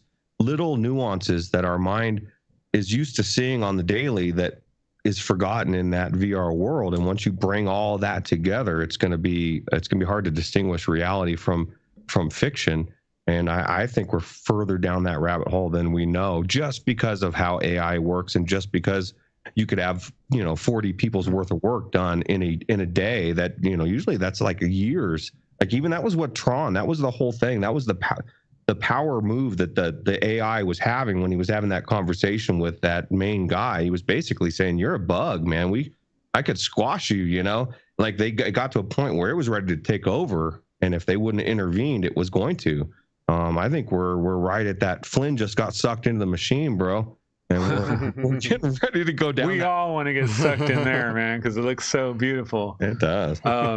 But you know what? Another interesting question we can ponder. This is kind of off topic, but it is related to this entire question. Is okay. So let's say that we are in a simulation. Here's a crazy idea. So there is this thought process that's called Last Tuesdayism. Last Thursday, it's sometimes it's called Last Tuesdayism, sometimes it's called Last Thursdayism, and so it's kind of a joke thing, but it's like a thought experiment, and it basically goes like this: what if the universe just popped into existence last Thursday, or just popped into existence last Tuesday? And the thing is, it's unfalsifiable. Like, you can't prove it wrong. You can't prove it right. It's possible that the universe popped into existence 1 second ago. And like, some people are like, what are you talking about, man? I've got all these memories of I grew up here and I went to this high school, and yeah, those all could just be popped into your head. Like, it could be a computer program. It was all pre-designed, back memories, all locked in. Like, the entire course of history could be a setup for this simulation just to run a very specific experiment. And the people that really there's a few people out there that really get into this idea of Last Tuesdayism or Last Thursdayism, and they actually look at past history and the way that things have developed, and they say that this makes no logical sense, that we would have advanced this quickly within this time frame. That they're saying that there's lots of problems with, like, the past history going back, and they say that that's evidence that we are in a simulation that was started specifically around this time, and it's exploring something that's going to happen around this time, and like all that back history shit is just filler that was just thrown in there, and there's inconsistencies. Actually, one of the main things they talk about is about dogs and humans. And like, they go into this long thing about dogs and humans, that it doesn't make sense that dogs would be domesticated. They go into this long thing about it, right? But have you ever heard of this, Roots? This idea, Last Thursdayism, Last Tuesdayism, sounds utterly ridiculous. But if we prove we're in a simulation, who knows when it started? Who knows when who knows what date they're running it from to what date they're ending it at? Yeah, it's definitely a mind screw for sure. It's kind of in Westworld, they kind of approach that, right? The one character thinks he's real. You think he's real the whole time, and all of a sudden you find out he's not real, and he doesn't find out until he's prevented from going into a house, and you can see the look on his face. He's even as a fake robot that thinks he's real. He's like, wait a minute, I should be able to do this. Yeah, I mean, it's a definitely weird thing to think of, that yesterday didn't exist, and there is no way to prove it. And like Gary just said, I guess that's kind of why the present is so important, right? This is the only time that we can affect, and that is we can prove is real as we're experiencing it, right? Because from what you just said, the show could have just started, and we just all blinked into existence. So. Yeah, what's weird about the present, like, Buddhism and like some of these different philosophies, it's like, it's all about right here, right now. This is what matters. But I don't know, there's some weird part of me, like, in my head, I can't wrap my head around this idea that if if everything was just a blink out and there's just nothingness, it feels like everything that has happened up to this point is completely and utterly meaningless somehow. But another person would say, but Anthony, why do you feel that way? Shouldn't every little moment, every little second that you had, shouldn't all that matter? And shouldn't you just enjoy it for, what does it matter that there's something after? Why does there have to be something after for what's happening right now to mean something? And I can't answer that, but I got to admit that there is some little sliver of me that almost feels like if it's just nothingness, then what's going on right now is freaking utterly meaningless. There's a part of me that does, like, I don't know. I haven't wrestled with that. So, you know, you could look at like game save files, right? You know, maybe there's a point where they start the simulation over and over again because they're trying to get to a certain like a certain outcome, and they want to see how something's going to work, right? So they absolutely could. It could have started last Tuesday, and up until that point, you know, nothing existed, and then we were loaded in with all the presets, right? Of course, that could definitely be a thing.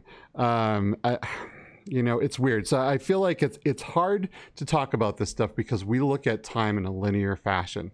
And I don't think time is linear. I think time is more of an illusion. It bends to different size masses and different size planets, and time runs differently in different places, not on this planet. So I feel like, you know, the now kind of is everything. Everything that has been before and everything that will be could already be done, right? So, you know, it's kind of another rabbit hole you could go down, but time only works this way, I believe, on this planet. So I don't know that you can really look at this argument from a time perspective. Does that make sense? Yeah. All right. Well, so I don't know. I've kind of ran out of stuff on this. I mean, I know there's lots of other. Yeah, I'll tell you what we do need to talk about though is we definitely need to talk about the double slit experiment because I think this is the biggest thing that has ever taken place that has shown that it's very possible for simulation to exist. So the double slit experiment here, I'm just going to pop on a little image here, and I'm going to read my thing on the double slit experiment here. It says, in physics, a famous double slit experiment, electrons are fired at a photosensitive screen through slits in a copper plate, usually producing an interference pattern that indicates wave-like behavior. But when the same experiment is conducted under observation, electrons behave like particles, not waves, and there's no interference pattern. That means that reality is changing when there's a conscious observer. And we know, being virtual reality people, what foveated rendering is and things like that, right? Where you look is the only place that's being rendered to save computing power, right? So this whole thing has kind of thrown a monkey wrench into everything because experiments, the way this stuff works, you should be able to do the same experiment and get the same thing every time. It shouldn't matter. Nothing should change because someone's looking at it. That's a very, very weird thing for particles to behave like waves and vice versa, depending on whether someone's looking at it or not. It's a completely bananas and bizarre thing, but it's been done over and over and over and over with the same results. And this is probably the biggest argument for simulation theory, is the double slit experiment. The fact that something can change just by observing it. And it also kind of puts it out there like, if a tree falls in the forest and no one is out there to hear it, does it make a sound, right? No. And maybe I guess it doesn't, right? I mean, according to the double slit experiment, maybe it doesn't, because this would signify that things have to be observed for anything to actually manifest into our existence. Yeah, and if you think about a simulation that would be run, some people argue that to simulate the very moment of the Big Bang, like if you could simulate the exact moment of the Big Bang and have it perfectly mathematically simulated, that everything that would unravel from that moment would unravel history, basically. Mm-hmm. Which that would then prove, of course, that would prove determinism as well, which is kind of a whole nother ball of wax, and it would bring up free will. But what do you think about life only existing, or things only existing as we know them while they're being looked at? So I'm going to get to that. So what I'm talking about here is, some people say that trying to simulate the entire universe, like every single atom in the entire effing universe, you would need a computer bigger than the entire universe, and it would require so much computational power. With the technology we have today. But that's why people say that this could be a method, just like we use in video games, just like we use in Grand Theft Auto 5. Grand Theft Auto 5, you're looking at a building right there. It's not going to render anything back here because it's going to save all this computational power, and it's only going to use it in the area where you're at. You know, something I've always thought about as like a weird thing. Now, this goes back to the solipsism idea, right? Or solipsism. I'm not sure exactly how to pronounce that. I think is how you say it. Okay, solipsism is this idea that the only thing that you know to be true is yourself. So like you could be this like individual brain that's in a vat, and you're having this stimulation, and everything could be basic, or you could be real and everything around you could be an illusion. And the only thing that you know for sure, because you can't trust your eyes, you can't trust sensations that you feel, because we know this shit can be faked because it's just information that's being processed in our brain. When we look at something, the image that we see is not being created by our eyes. It's being built from scratch, really, with inside our brain practically. And so then you question everything, right? And one of the things I've thought about, like I've thought about some weird shit, like, okay, so I'm standing in this room right now. Does San Francisco exist? Is there in this idea of a solipsism, right? I'm here in Sacramento, California. Does France exist? Does England exist? Like what I mean is, if they're just rendering like 5 square blocks that surround me because of what I can hear, like it knows what I can see, but then there's the range of what you can hear. So it'd have to render the fake reality for as far as you can hear things. Well, it could just play the audio files. Yeah. Well, I mean, it would have to simulate what the audio is. Yeah, it doesn't have to render all around you. It would only have to render what you're actually looking at, and then what you hear, it calculates all of that. And so if I don't come in contact with something, now I could turn on the TV and they could have a live broadcast from San Francisco, and then bam, at that second, now they're rendering that little area of San Francisco that's being filmed by that camera. And so, yeah, you think about saving computational power. That's one great way to do it. But like, if you really go down the rabbit hole that is solipsism, it's a dark journey, bro. Like, it's really dark. Don't go down that road. That's probably the scariest of all of this. Does Job exist? Is Job real? Because you could just be your Job. watch. That's the only thing that exists. Your family doesn't even exist, Anthony. It's just you, man. Yeah, well, that's solipsism. For example, solipsism for you, Roots, is I'm fake, Skiba's fake, your mom's fake, your dog's fake, your house is fake, the chair you're in's fake. The only thing that's real is your mind. Everything else is an illusion. That's basic. Now, technically, it's unfalsifiable. Like, you cannot prove that that's not the case. You can't prove that it is.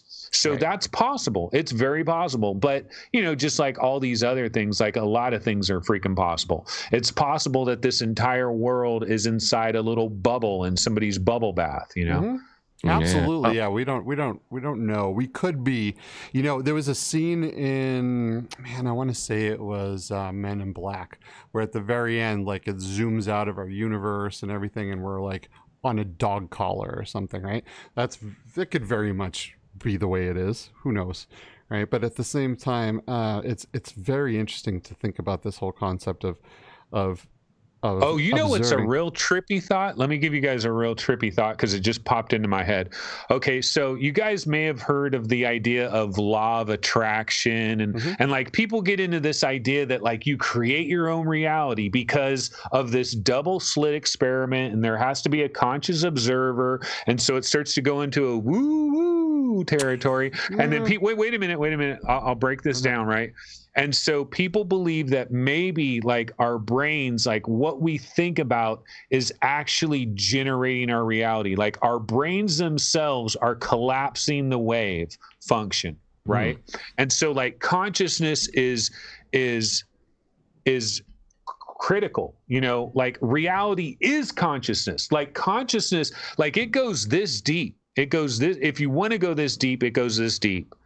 That this entire world that we're in of deers running around and rabbits and insects and trees and bushes and leaves and water and just everything that's in our world, like we think that everything that's in this world sprung up and then it created humans, and then it created like different monkey creatures, and then eventually we got humans, right? And then at some point we got consciousness.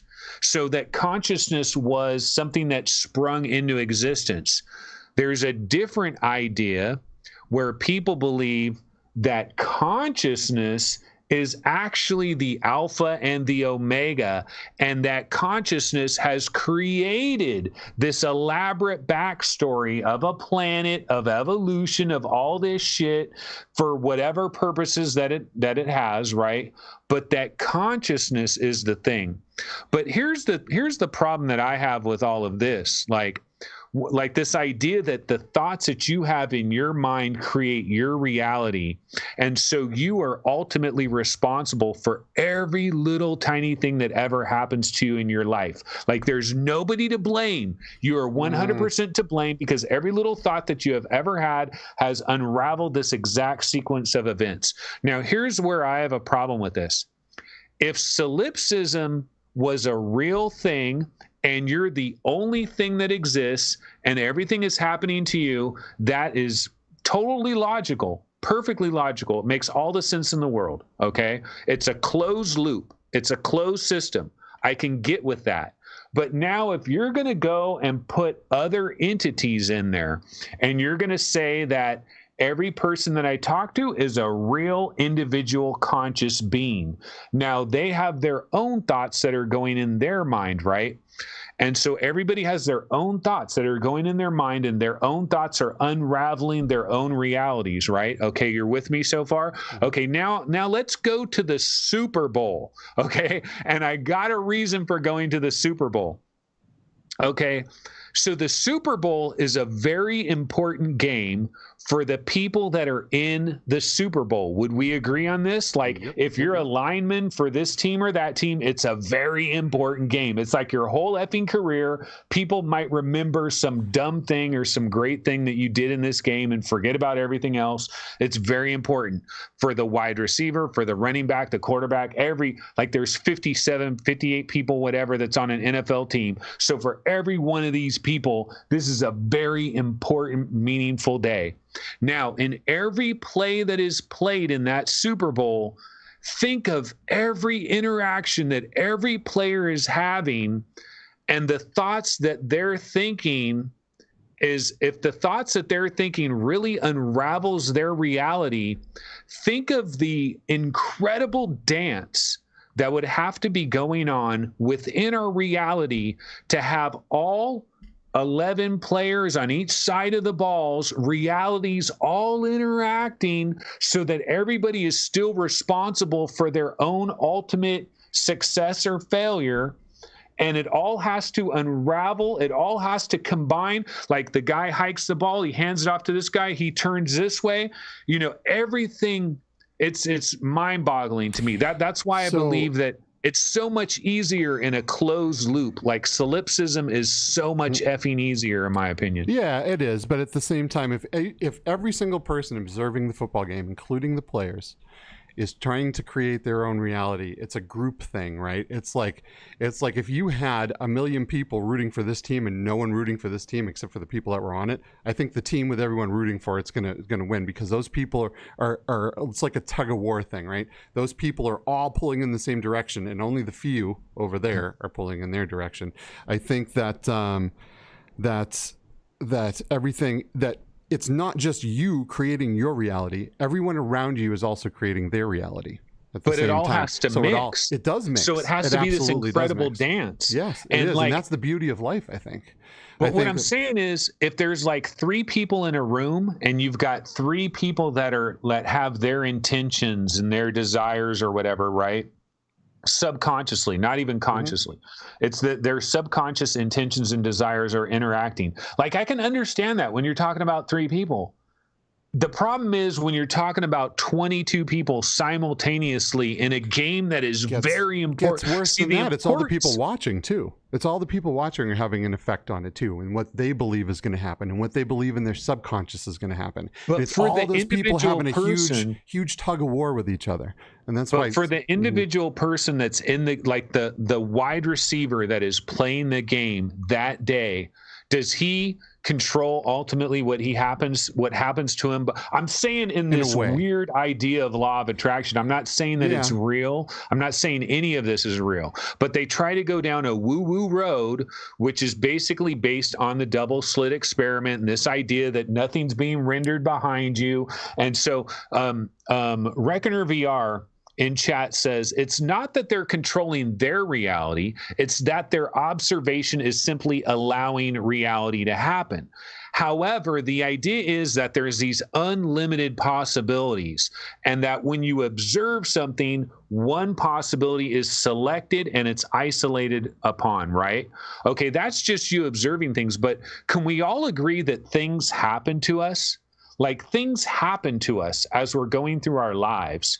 We're driving down the street, bam, some car just smashes into us. Like, we didn't freaking plan that shit out, but it happened to us. Yeah, but at the same time, you might be.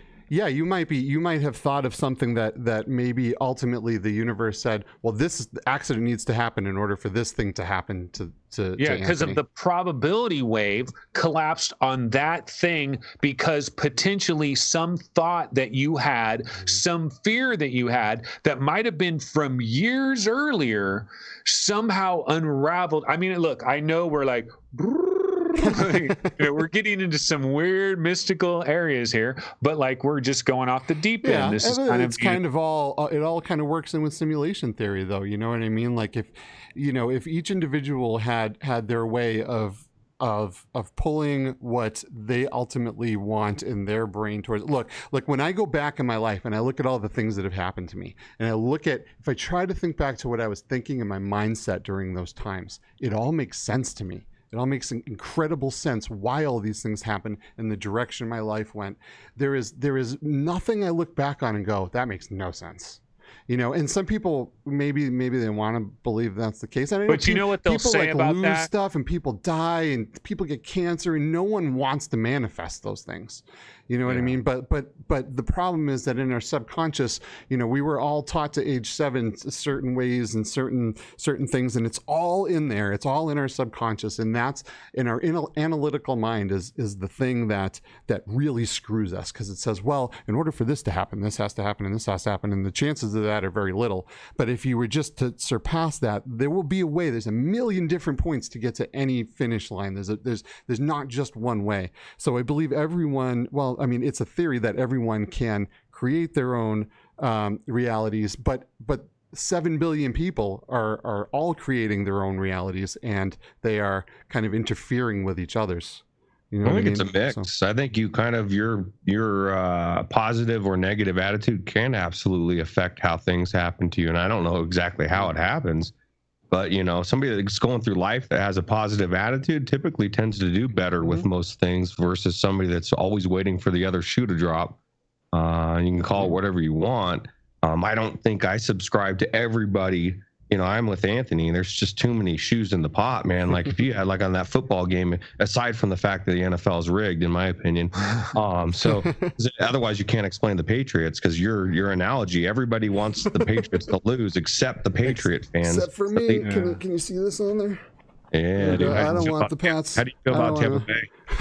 I'm not very happy about that. But no, I feel like we do absolutely shape our realities to some extent, depending on how we approach life. But shaping other people's realities, I think that's a little stretching it. I don't know. If you go down the road of solipsism, right?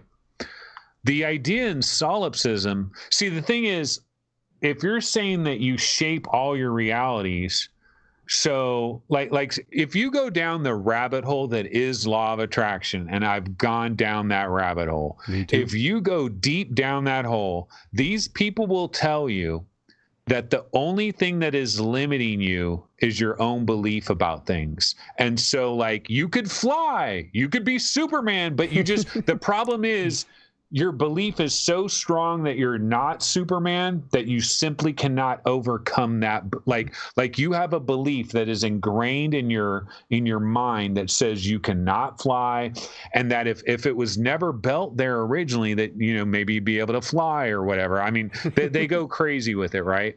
Sure. But the thing is, their idea is like, yeah, you could have Scarlett Johansson could be your girlfriend. You just got to think the right way. If you think the right way, then you would accidentally have met her this place. All you got to do, man, is walk down the street. She would drop her bag and you pick it up. Walk down the street and look at some of the people that are with some of these people that you think, how did that person end up with that person? It's frame of mind.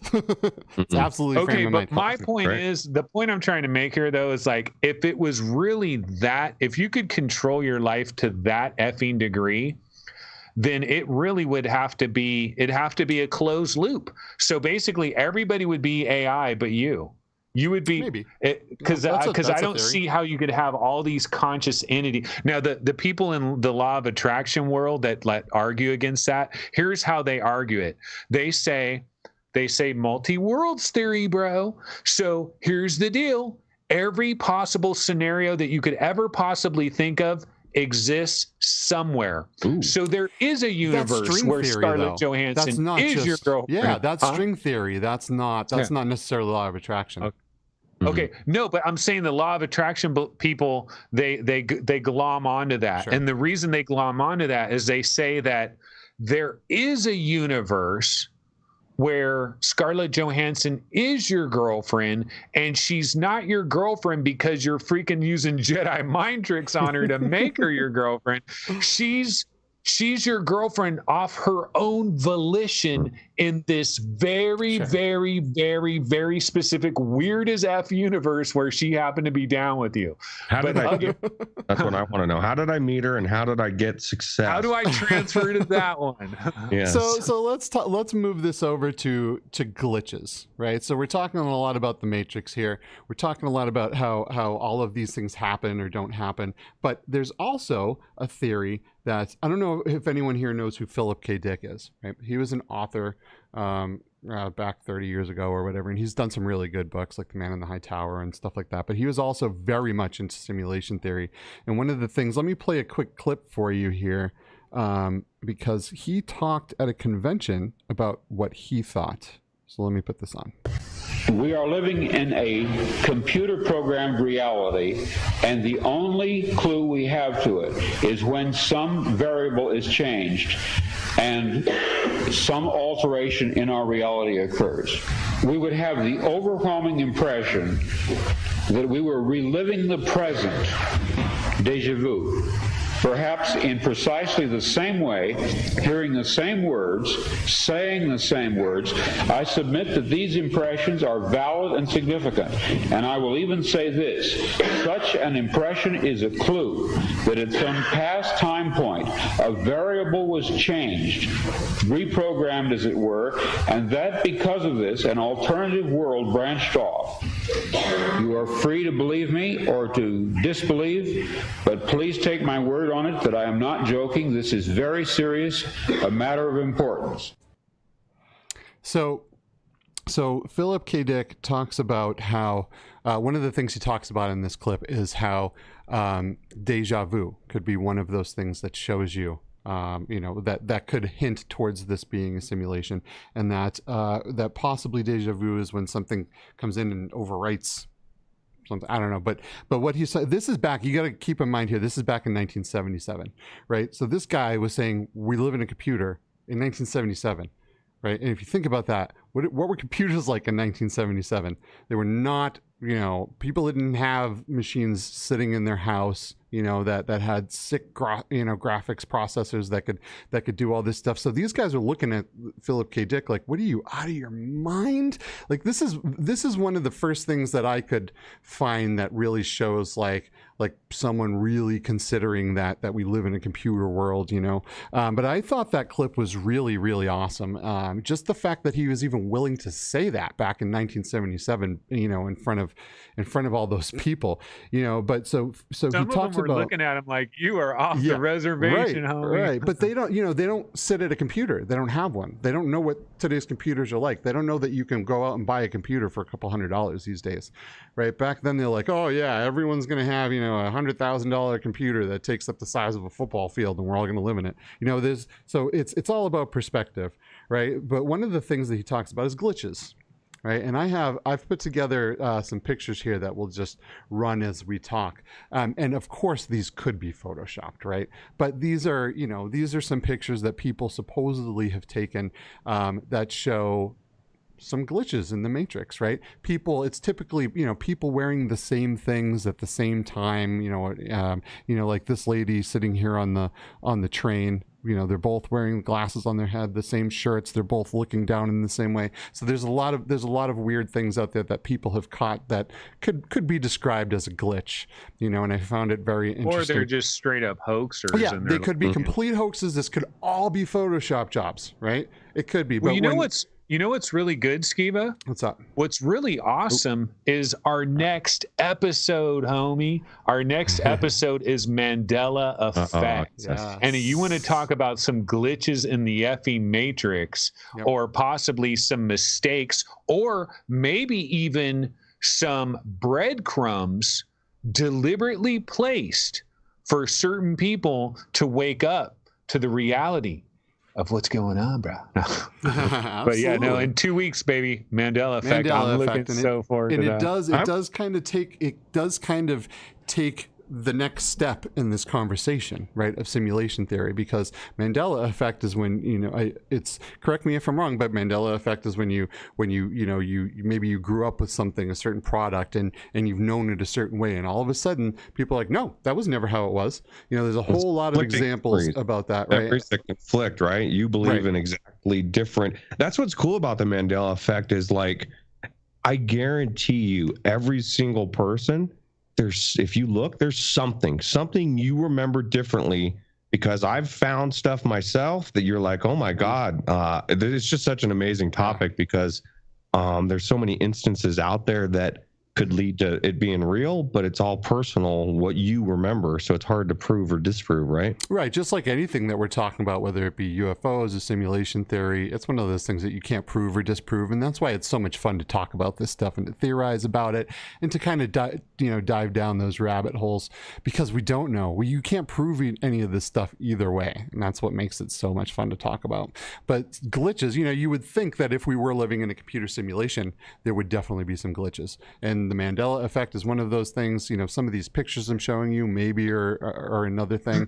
But, we go back to the UFO phenomenon, right? And it's like, or Bigfoot, or a lot of these different things, like Bigfoot. One of the things that Bigfoot researchers, you can laugh about Bigfoot if you want, but and I kind of do in certain ways, but like, Bigfoot researchers, like, they've been tracking, they have fresh tracks of what they believe is a Bigfoot.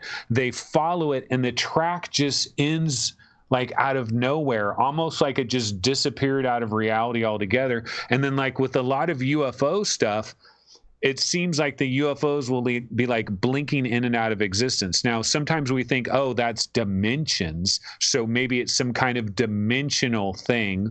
But if we were in a simulation, there could be weird little anomalies that occasionally pop up. Deja vu obviously could be.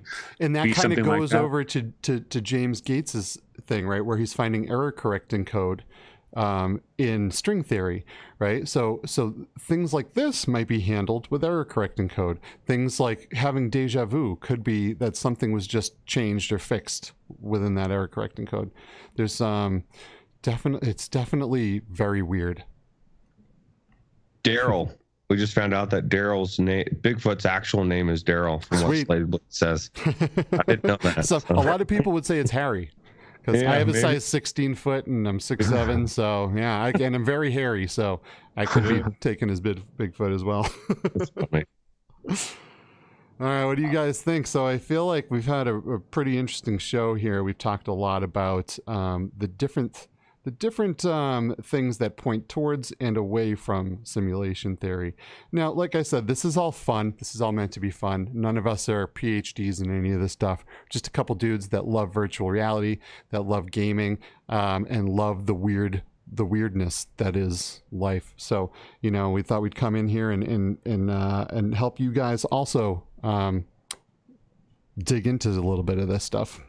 Life is a YouTube rabbit hole. Yeah, it really is. Go down it. You'll find out a lot of stuff.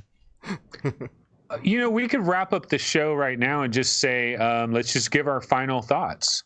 So, Roots, I'll start off with you. Are we in a simulation? Yes or no? Like, if you had to bet everything in your life on this question, where would you line up? I can see it. I kind of look at it from some people say that it's actually proof of could be possible proof of God existing, not trying to trick people into believing in God, but just the fact that we are created. They say everything, I said at the beginning, everything in the Bible exists in heaven, just like it exists on earth. And so if there was some supercomputer and that's how God created the universe for us to go through this simulation or this trial of tribulation, God was a hacker. Want to call it. Yes. It could be. I think if I believe in it, I believe that it's connected to God. But I think there's enough proof that you could say it does exist. Actually, it's interesting about that very point there. In preparation for this episode, I watched a number of simulation theory type stuff. And in one of them, they were talking about the world's religions. This one guy was talking about the world's religions. He was talking about Buddhism and like the Hindu religion and all these different religions, right? It's interesting that all these different religions believe, like if you go down to the core of the religions, it's basically like this fake world was created. Then you have something that's overlooking you. There's higher levels where you get out of it. You get to a higher level. Like it all kind of does towards it. Yeah. It's kind of interesting in that way. Mm-hmm. Yeah. Skiba, what about you? Gun to your head, simulation or no? Gun to my head, I'm gonna go with the math on this one and say that we're probably in a simulation of some kind. I don't know that it's an actual computer like we see it, with maybe us sitting there in some kind of weird futuristic VR headset, or I don't know, but I would think in some way we probably are. Yeah. I would say yes.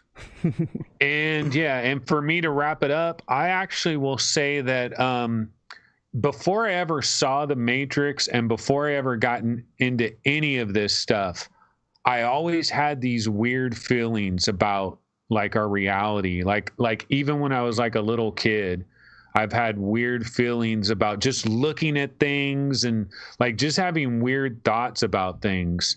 And and then getting into VR, like if there's anything that convinces me we're in a simulation, it's the VR that I've played, because like going into some of these VR worlds and being so immersed and then knowing, like we know this to be true, that from the standpoint of visual and audio, we are going to be able to perfectly simulate our world. Now, touching things and moving around, that's a whole nother ballgame. But we know that eventually, from a visual standpoint and from an audio standpoint, it will be indistinguishable, probably in the next 20 years. Especially when you look at those NVIDIA AI created graphics, and as that gets better and better and better. And so I think when you get to that point where you put a VR headset on and it's like, oh my God, this is exactly the same, like field of view, everything, my tracking, I'm perfectly here. And from audio and visual, it is perfect. Then how can you not imagine that eventually we'll figure out all the rest of it?